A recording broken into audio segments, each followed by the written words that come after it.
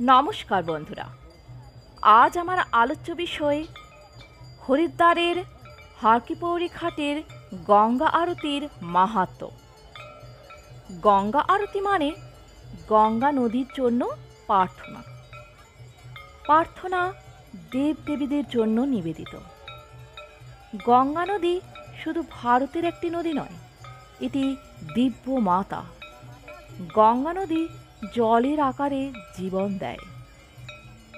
একই জল পাপ দূর করে যখন আপনি এর পবিত্র জলে ডুব দেন। গঙ্গা নদীও আত্মাকে মুক্তি দেয়। এটি শুধু একটি নদী নয়, সমগ্র সংস্কৃতি নিজেই। গঙ্গা নদীকে দেবী হিসাবে বিবেচনা করা হয়, যা মূলত স্বর্গে বাস করত। সাধক ভগীরথ তার পূর্বপুরুষদের মুক্তি দেবার জন্য দীর্ঘ ধ্যান করেছিলেন। ঋষি কপিলের অভিশাপের কারণে ভস্মে পরিণত হয়েছিল। তিনি গঙ্গা দিয়ে দেবতাদের আশীর্বাদ করেছিলেন। ভগবান শিব তার শক্তিশালী প্রবাহ কমাতে তাকে ধরে রেখেছিলেন। ভগীরথের পূর্বপুরুষদের অবশিষ্টাংশে গঙ্গা প্রবাহিত হলে তারা মোক্ষ লাভ করে। একই ঐতিহ্য অনুসরণ করে এখনও হিন্দুরা তাদের মৃত আত্মীয়দের অবশিষ্টাংশ গঙ্গা নদীতে নিবেদন করে এবং তাদের জন্য মোক্ষের আশা করে। হরিদ্বারের হরকিপৌরি ঘাটে গঙ্গা আরতি করা হয়। হরিদ্বারের গঙ্গা আরতি হরিদ্বারের অন্যতম বিখ্যাত। হরিদ্বার পরিদর্শন সম্পূর্ণ হয় না যদি আপনি গঙ্গা আরতি না দেখে থাকেন। কবে থেকে গঙ্গা আরতি প্রথা শুরু হয়েছিল তা বলা খুব কঠিন, তবে হরকিপৌরিতে গঙ্গা আরতি 1910-এর দশকে পণ্ডিত মদনমোহন মালব্য শুরু করেছিলেন। সম্প্রতি তিনি ভারত সরকার কর্তৃক ভারত রত্ন সর্বোচ্চ বেসামরিক পুরস্কার হিসেবে ভূষিত হয়েছেন। হরকিপৌরি ঘাটের সামনে ছোট দ্বীপটির নামকরণ করা হয়েছে তারই নামে। দিনে 2 বার গঙ্গা আরতির আয়োজন করা হয়।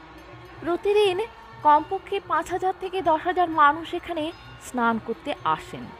তবে বৈশাখী, মকর সংক্রান্তি, সম্বতী, অমাবস্যা, শিবরাত্রির মতো কিছু বড় উৎসবে একদিনে মানুষের সংখ্যা সহজেই 1 লাখ থেকে 3 লাখ বা তারও বেশি হয়। এটি একই জায়গা যেখানে অক্ষরের জন্য দেবতা এবং অসুরদের মধ্যে যুদ্ধের সময় অক্ষরের ফোঁটা পড়েছিল। এই কারণে এটি পবিত্র নদী গঙ্গা স্নানের জন্য অন্যতম পবিত্র স্থান হিসেবে বিবেচিত হয়। স্পষ্টতই যেখানে পবিত্র নদী এবং পবিত্র স্থান একত্রিত হয়, এটি প্রচুর পরিমাণে মানুষকে আকর্ষণ করে। বিশেষত কুম্ভমেলার সময়, যখন সময়টি শুভ হয়। এটি হরিদ্বারের প্রতি 12 বছর পর আসে। কুম্ভ উৎসবের সময় লক্ষ লক্ষ লোককে গঙ্গায় স্নান করতে আকৃষ্ট করে। আরও কিছু অনুষ্ঠান আছে যেখানে আপনি এখানে বড় সমাবেশ দেখতে পাবেন, যেমন প্রতি 6 বছর পর অর্ধকুম্ভ মেলা জানুয়ারি থেকে মে পর্যন্ত, এবং কানওয়ার মেলা সাধারণত জুলাই আগস্টে 7 দিন আসে। গঙ্গা আরতি গঙ্গা সভা দ্বারা নির্বাচিত পণ্ডিত বা পুরোহিত দ্বারা করা হয়। গঙ্গা সভা হলো এনজিও যা শুরু হওয়ার পর থেকে গঙ্গা আরতি পরিচালনা করছে। গঙ্গা সভা সরকারি সহায়তায় ঘাটও পরিচালনা করে। গড়ে 30,000 বা তারও বেশি লোক সন্ধ্যায় গঙ্গা আরতি উপভোগ করতে আসেন। ঋতুতে ভিড় বাড়ে। মে জুন সর্বোচ্চ মরশুম এবং জুলাই এবং আগস্ট কম মরশুম। প্রাথমিকভাবে মানুষ ভালো জায়গা পেতে তাড়াতাড়ি আসতে শুরু করে।